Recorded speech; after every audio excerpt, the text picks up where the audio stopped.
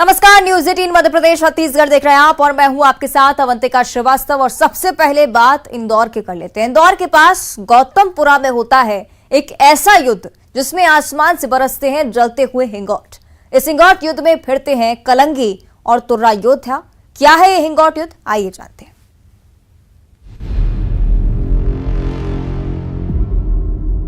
युद्ध का मैदान, कलंगी और तुर्रा योद्धा आमने सामने, हथियार भी हैं बेहद खास, सुलगते हुए हिंगोट। एमपी के परंपरागत हिंगोट युद्ध का नजारा है ये। इंदौर के पास स्थित गौतमपुरा के हिंगोट मैदान में ये युद्ध होता है, जिसमें गौतमपुरा और रुणजी के योद्धा भिड़ते हैं। इन्हें तुर्रा और कलंगी कहा जाता है। ये जाबाज एक दूसरे पर जलते हुए हिंगोट बरसाते हैं। हिंगोट इस परंपरा का सबसे अहम हिस्सा है। ऐसे में आइए सबसे पहले जानते हैं कि क्या होता है हिंगोट।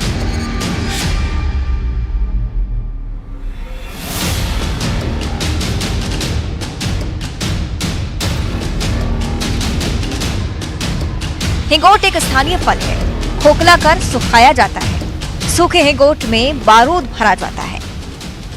बारूद से भरे हिंगोट को सुलगाकर कलंगी और तुर्रा योद्धा बरसाते हैं।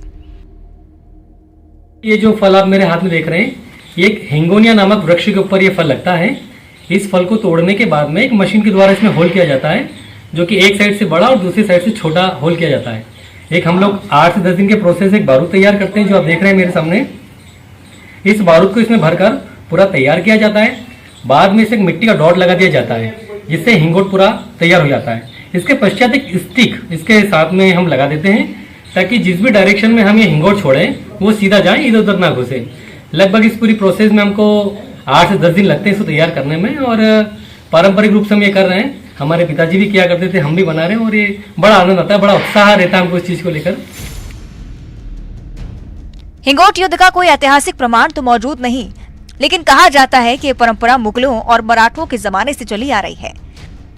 उस समय मुगल सेनाएं हथियारों के साथ क्षेत्र में आती थी, तो मराठा हिंगोट बरसाकर मुगल सेना से लड़ा करते थे।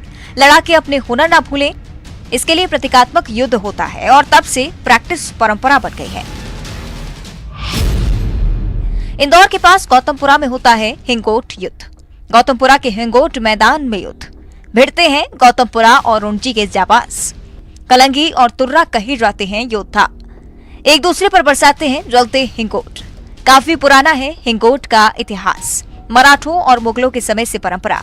मुगलों पर हिंगोट बरसाते थे मराठा। अभ्यास के लिए किया जाता था युद्ध। प्रैक्टिस बन गई परंपरा। खेल की तरह है हिंगोट युद्ध। पूजा के बाद मैदान में जाते हैं योद्धा। हिंगोट युद्ध को खेल की तरह समझा जाता है। आपसी मतभेदों को दूर रख योद्धा भिड़ते हैं। युद्ध के दिन गोवर्धन पूजा की जाती है, पशुधन पूजे जाते हैं।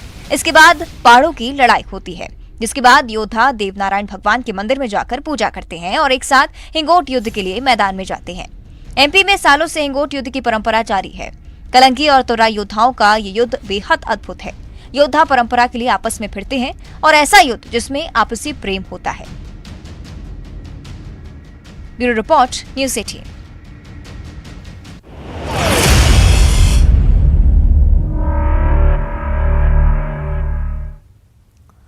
और अब आपको दिखाते हैं एक ऐसी परंपरा जिसमें जमीन पर लेटे लोगों के ऊपर से गुजरती हैं गायें। ये परंपरा जोखिम भरी है, लेकिन लोग आस्था के नाम पर इसे निभाते हैं।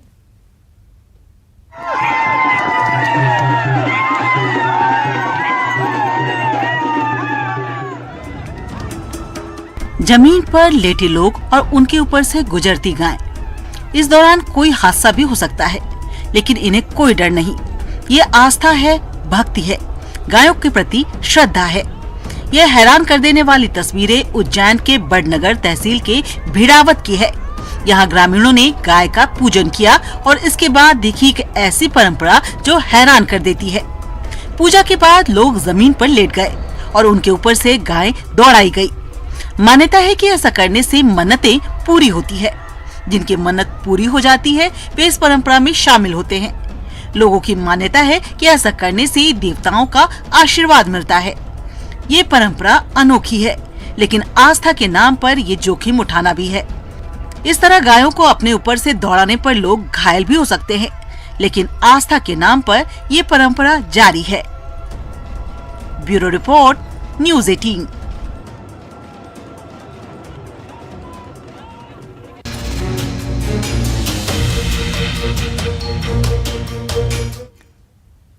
और इधर मुंगेली में गोवर्धन पूजा पर अनोखी परंपरा देखने को मिलती है। यहाँ केवट निषाद समाज के लोग घर घर जाकर लोगों को मछली पकड़ने का जाल उड़ाते हैं। क्या है ये मान्यता, आइए देखते हैं।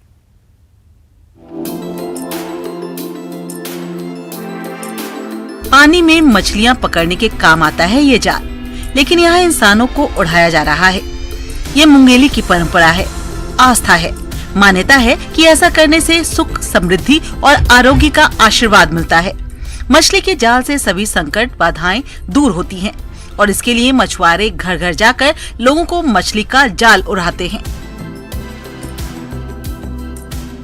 दूसरे दिन गोवर्धन पूजा के अवसर पर छत्तीसगढ़ में एक परंपरा चली आ रही है कि हमारे आसपास जो भी मछुआरे भाई रहते हैं वो सभी घरों में जाकर बच्चों और बुजुर्गों को मछली का जाल उड़ाकर आरोग्य रहने का आशीर्वाद प्रदान करते हैं। ऐसी मान्यता है कि जाल उड़ने से कभी भी शारीरिक जो दुख है वो नहीं आता और साथ ही साथ धन संपदा घर में बनी रहती।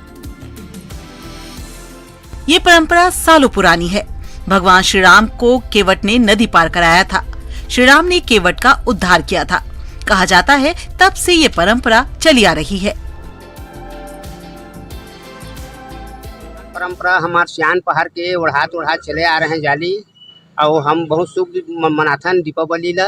एकले बहुत शुभ है, बहुत आशीर्वाद है। उड़ाए से ये संकट दूर होते और वो भगवान राम के हम भक्त हैं। छत्तीसगढ़ अपनी अनोखी परंपराओं के लिए जाना जाता है। यहाँ की अद्भुत संस्कृति मन मोह लेती है। मुंगेली की यह परंपरा भी अनूठी है। मुंगेली से न्यूज़ 18 के लिए प्रशांत शर्मा की रिपोर्ट।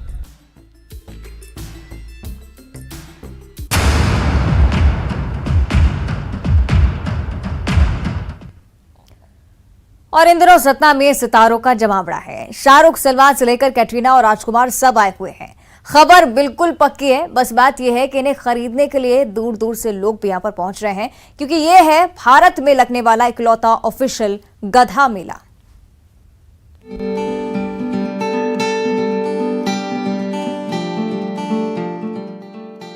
मेला जिसका नाम सुनकर उत्साह, उमंग का एहसास होता है, लेकिन सिर्फ इंसानों में नहीं बल्कि गधों में भी। जी हां, सतना के चित्रकूट में इन दिनों सजा हुआ है गधों का मेला।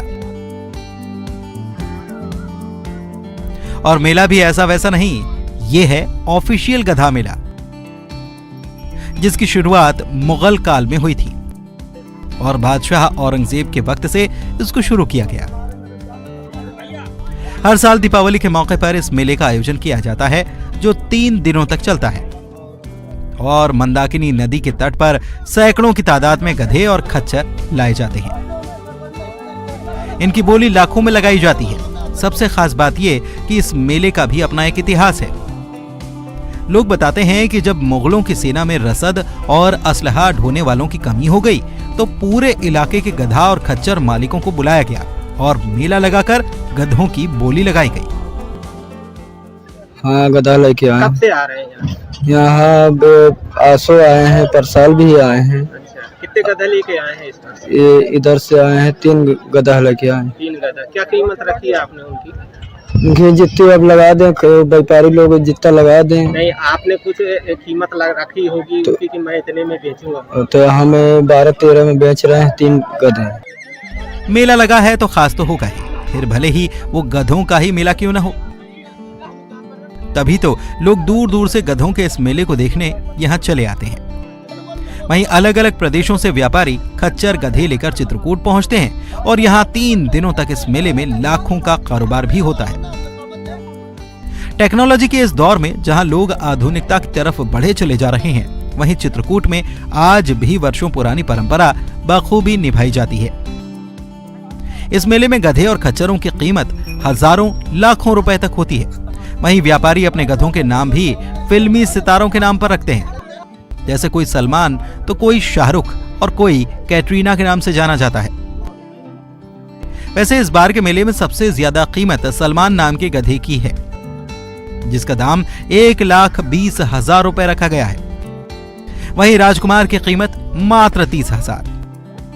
इसके अलावा 2 गधे ऐसे भी हैं जो ज्यादा वजन ढोने की काबिलियत रखते हैं और इनका नाम ऋतिक और रणवीर रखा गया है। हम लोग आ रहे हैं कम से कम 15 साल तो हो गए बस। 15 साल से तो गधा लेके मतलब कार्य के लिए ले जाते हैं कि वहाँ भी लेकर? नहीं, कार के लिए ले जाते हैं। कार्य के लिए जी। अभी कितने गधे खरीदे आप? हमने 2 खरीदे हैं। 2 खरीदे। क्या कीमत है उन दोनों की? उनकी 1 लाख रुपए। 1 लाख रुपए यानी 50,000 का एक गधा। हाँ। अभी तो हम लाए थे 6-7 लाए थे। 7 लाए। कितने बिक गए आपके? 2 बिके हैं। 2 बिके। क्या कीमत रखी है आपने गधों की? एक तो बिका था 33,000 का खच्चर था। जी जी। हाँ, खचरी 33,000 की बिकी जी। है और एक बछेड़ा था छोटा वाला, वो 1,000 का बिका। हालांकि मुगल काल से प्रारंभ हुआ ये मेला अब सुविधाओं के अभाव में कम होता जा रहा है, लेकिन इस विरासत को संजो कर रखने वाले आज भी मेला बाजार का आयोजन करते आ रहे हैं। बता दें कि यहाँ लगभग 3 करोड़ रुपए गधों का कारोबार होता है। खास बात यह है कि मेले में बाकायदा गधों की एंट्री फीस 300 रुपए ली जाती है। बहुत ऐतिहासिक मेला है और ये दीपदान करने के बाद ही इसकी शुरुआत होती है और ये करीबन 2.5 दिन का मेला रहता है। वैसे इसकी व्यवस्थाएं तो 6-7 दिन पहले से करनी पड़ती है। 50,000, 60,000, 40,000 और जो गधे हैं बहुत सस्ते हैं, 2,000, 3,000, 5,000 इस रेशियो से स्टार्ट होता है। 60,000, 61,000, 70,000 तक जाता। वैसे आपको बता दें कि गधों की कीमत उनकी खूबसूरती से नहीं बल्कि उनके दांतों को देखकर लगाई जाती है। तो अगली बार आपको भी अगर मौका मिले तो पहुंच जाइए सतना के चित्रकूट, जहां संतों का आशीर्वाद भी मिलेगा और इस मेले का मजा भी। शिवेंद्र बघेल, न्यूज़ 18 सतना। और खराब सड़कों पर न्यूज 18 की खबर पर संज्ञान लेते हुए सीएम शिवराज सिंह चौहान ने आज बैठक की और खराब सड़कों को लेकर अफसरों को आज फटकार भी लगाई है। न्यूज 18 ने भोपाल के हमीदिया रोड का रियलिटी चेक किया है। जिस रास्ते पर जाने से सीएम नाराज हुए हैं उस सड़क पर न्यूज 18 की टीम भी पहुंची। हमारी टीम को सड़कों पर सिर्फ गड्ढे ही गड्ढे नजर आए। लोगों का पैदल चलना भी यहां पर मुहाल है। मुख्यमंत्री शिवराज सिंह चौहान ने भोपाल की सड़कों को लेकर एक बार फिर अपनी नाराजगी जाहिर की है।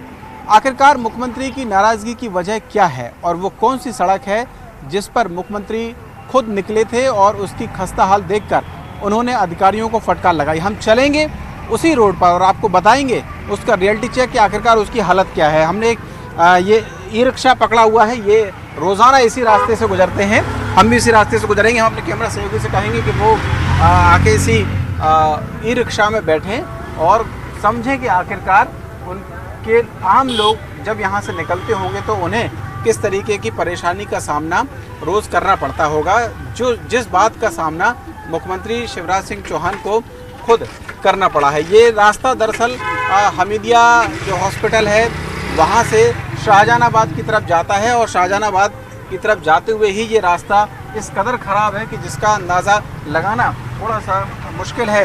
यही रास्ता है जिस पर मुख्यमंत्री शिवराज सिंह चौहान कल निकले हुए थे और उनको यहाँ पर गड्ढों का सामना करना पड़ा है। और ये वाकई में ये स्थिति इस सड़क की इस कदर से ख़राब है कि वाहन तो छोड़िए, यहाँ पैदल चलना भी मुश्किल है। और शायद यही वजह है कि मुख्यमंत्री को जब ये इस परेशानी को देखना पड़ा और जब उन्होंने देखा तो फिर अपनी नाराज़गी उन्होंने इस पर जाहिर की।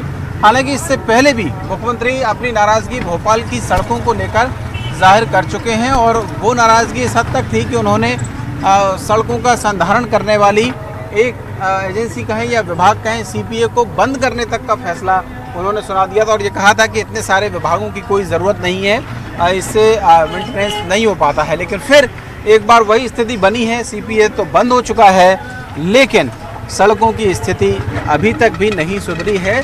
और यही वजह है कि मुख्यमंत्री शिवराज सिंह चौहान को अपनी जो नाराज़गी है वो अधिकारियों को दिखानी पड़ी। उन्होंने पूरा जो भोपाल का नगर निगम का अमला है और साथ ही साथ में प्रशासनिक जो अधिकारी हैं उन सबको तलब किया और ये निर्देश दिए। बाकायदा उन्होंने कहा कि वो जब सड़क पर निकले तो उसकी स्थिति इतनी ख़राब थी कि वहाँ से निकलना मुश्किल ही हो रहा था। तो ये बात अगर खुद मुख्यमंत्री कहें तो आप अंदाज़ा लगा सकते हैं कि आखिरकार आम जनता कितनी परेशान हो रही होगी। और बड़ी बात ये भी है कि क्या सड़कों के संधारण के लिए या इन गड्ढों को भरने के लिए बार बार मुख्यमंत्री को अपनी नाराज़गी दिखानी पड़ेगी? ये अधिकारी खुद क्यों नहीं अपने स्तर से पहल करते और जायज़ा लेते हैं कि वो जाकर जायज़ा लें? और संभव है कि मुख्यमंत्री से पहले खुद अधिकारी भी कई बार इस सड़क से निकले होंगे, लेकिन उनका ध्यान आम जनता की परेशानी पर नहीं गया। और जब खुद सीएम की नाराज़गी हुई तो फिर उन्होंने इसके सुधारने के जो निर्देश हैं वो तत्काल प्रभाव से दिए हैं। और हमने आपको दिखाया है रियलिटी चेक में कि आखिरकार वो सड़क कितनी खराब है जिसको लेकर मुख्यमंत्री ने अपनी नाराज़गी जाहिर की। कैमरामैन अजय के साथ शरद श्रीवास्तव, न्यूज़ 18 भोपाल। और इधर मल्लिकार्जुन खड़गे का कांग्रेस का अध्यक्ष बनना और उसको लेकर मंत्री विश्वास सारंग ने अपनी प्रतिक्रिया सामने रखी। उन्होंने कहा है कि खड़गे ने खुद बोला था कि जो कांग्रेस का अध्यक्ष बनेगा वो बलि का बकरा होगा। विश्वास सारंग ने आगे कहा कि बकरे की बलि की तैयारी हो गई है, अब नेहरू परिवार इसे हलाल करने में कितना समय लगाता है अब उस पर ये सब निर्भर करेगा। वो तो उन्होंने खुद नहीं बोला था कि जो कांग्रेस का अध्यक्ष बनेगा वो बलि का बकरा होगा। मैंने निवेदन भी किया था कि वो अब अपने आप को अध्यक्ष ना बोलें, बीकेबी बोलें, बलि का बकरा। अब कहा जाता है कि बकरे की पूजा होती है, बकरे को सजाया जाता है, माला पहनाई जाती है। सजाया गया है, माला पहनाई गई है, आरती उतारी गई है। अब नेहरू परिवार कितने दिन तक बकरे को हलाल करने में समय लगाएगा ये देखेंगे। हलाल तो होना ही है। उधर नरसिंहपुर में गौपूजन कार्यक्रम में पहुंचे बीजेपी सांसद कैलाश सोनी ने प्रदेश में गौधन की स्थिति पर सवाल उठाए। उन्होंने कहा कि गौधन की जिम्मेदारी सबसे पहले गौपालकों की है, उसके बाद प्रशासन और सरकार की। यूपी में कहीं भी सड़कों पर जानवर नहीं दिखाई देते हैं, यहाँ भी सरकार को गौपालकों को अनुदान देना चाहिए ताकि उन्हें कोई परेशानी ना हो। और इसके साथ ही कैलाश सोनी ने छत्तीसगढ़ सरकार की तारीफ करते हुए कहा कि छत्तीसगढ़ में गोबर खरीदी से गौमाता का भला हुआ है, प्रदेश में भी ऐसी पहल करनी चाहिए। तो सरकार के अलावा हम पहले तो अपेक्षा करते गोपालकों से कि देखो इससे जघन्य पाप नहीं है कोई कि हम दूध लगा के अपने गौ माता को कहते, माता कहते हो आप, और उनको यदि अपन सड़क पे मरने के लिए छोड़ते तो इससे बड़ा कोई जघन्य पाप नहीं है। तो पहले तो उनसे प्रार्थना है। फिर सबक लेने की ज़रूरत है। उत्तर प्रदेश में गोपालकों को अनुदान राशि दी जाती है, एक पशु के ऊपर 1000, मैक्सिमम जितने भी रहें 4000 तक की। इसलिए हमें कहीं उत्तर प्रदेश में, अभी हम यहाँ से नैमिषारण्य, कानपुर, लखनऊ, अयोध्या घूमते हुए हम इलाहाबाद से होके आए, ज्यों ही रीवा में आए तो हमारे पुल पे सब गौ माताएं बैठी। और इधर प्रदेश के पूर्व मंत्री जयभान सिंह पवैया ने गोवर्धन पूजा का आयोजन अपने घर पर किया और इस आयोजन में प्रदेश के पूर्व राज्यपाल कप्तान सिंह सोलंकी, राज्य मंत्री भारत सिंह कुशवाहा और पूर्व सांसद प्रभात झा सहित कई दिग्गज बीजेपी नेता शामिल हुए। बीते 8 सालों से जयभान सिंह पवैया गोवर्धन पूजा का आयोजन करते आ रहे हैं और एक बार फिर से इसी तरह की तस्वीर।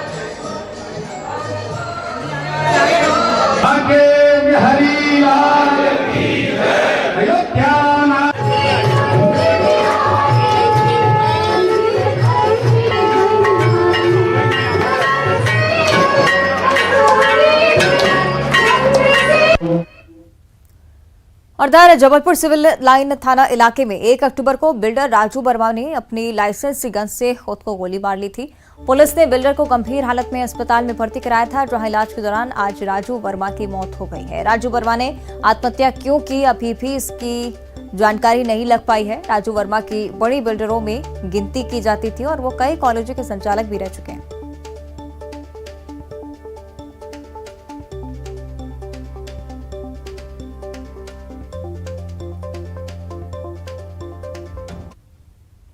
उन्होंने करीब 1 तारीख को 26 दिन पहले करीब खुद को गोली मारी थी, जिनका इलाज चल रहा था, कोमा में थे। उनकी आज मृत्यु हो गई। उनकी पंचनामा कार्रवाई में की जा रही है। किस कारणों से?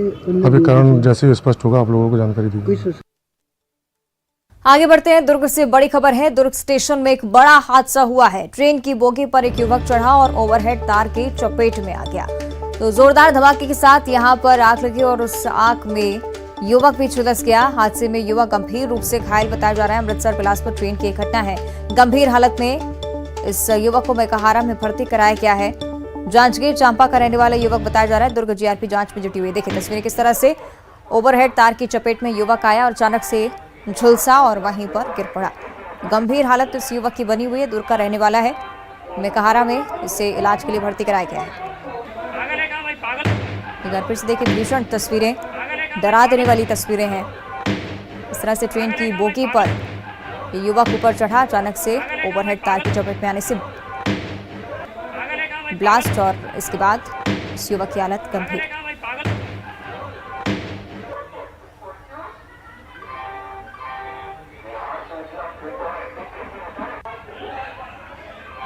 तो दुर्ग से ये तस्वीरें सामने आई हैं। निश्चित तौर पर डरा देने वाला हादसा।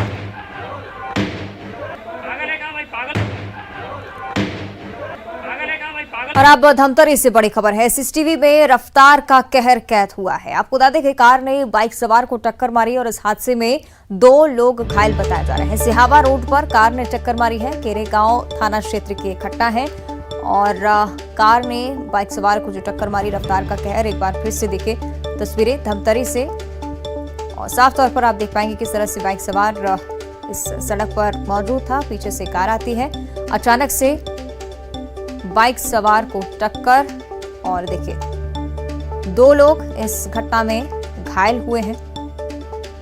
केरेगांव थाना क्षेत्र का ये मामला है। तो सिहावा रोड की घटना बताई जा रही है। सीसीटीवी में पूरी घटना कैद हो गई।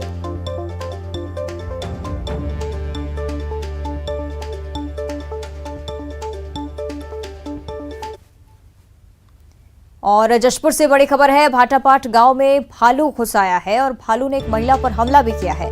भालू के हमले में महिला की हालत गंभीर बताई जा रही है। महिला को जिला अस्पताल में भर्ती कराया गया है। जंगल से निकलकर गांव में भालू घुस आया था। मनोरा चौकी के भाटापाट की घटना है।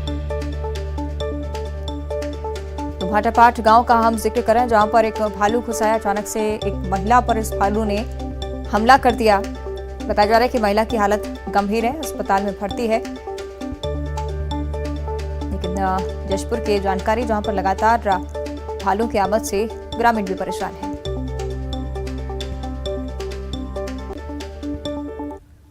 और छत्तीसगढ़ के कई जिलों में हाथियों की मौजूदगी से वहां के स्थानीय लोगों में दहशत का माहौल है। बात सूरजपुर की करें तो प्रेमनगर वन परिक्षेत्र के मेजा में जंगल में 10 हाथियों का झुंड मौजूद है। शाम ढलते ही हाथी ग्रामीण इलाकों का रुख कर लेते हैं, फसलों को नुकसान पहुंचा रहे हैं, जिससे ग्रामीणों में भी दहशत का माहौल है। बीते 1 हफ्ते से इलाके में हाथी घूम रहे हैं। वहीं गरियाबंद के मैनपुर इलाके में 33 हाथियों के झुंड ने डेरा डाल रखा है, फसलों को नुकसान पहुंचा रहे हैं। इलाके के बड़े गोबरा, भटगांव, मैनपुर सहित दर्जनों गांव में अलर्ट जारी किया गया है। वहीं वन विभाग की टीम हाथियों पर लगातार निगरानी बनाए हुए है। धमतरी में पैसा मोड़ा के पास 32 हाथियों का झुंड मौजूद है। आसपास के गाँव में अलर्ट जारी किया गया है। वन विभाग जंगल से सटे गाँव में मुनादी भी करवा रहा है। लोगों से सतर्क रहने की अपील की जा रही है।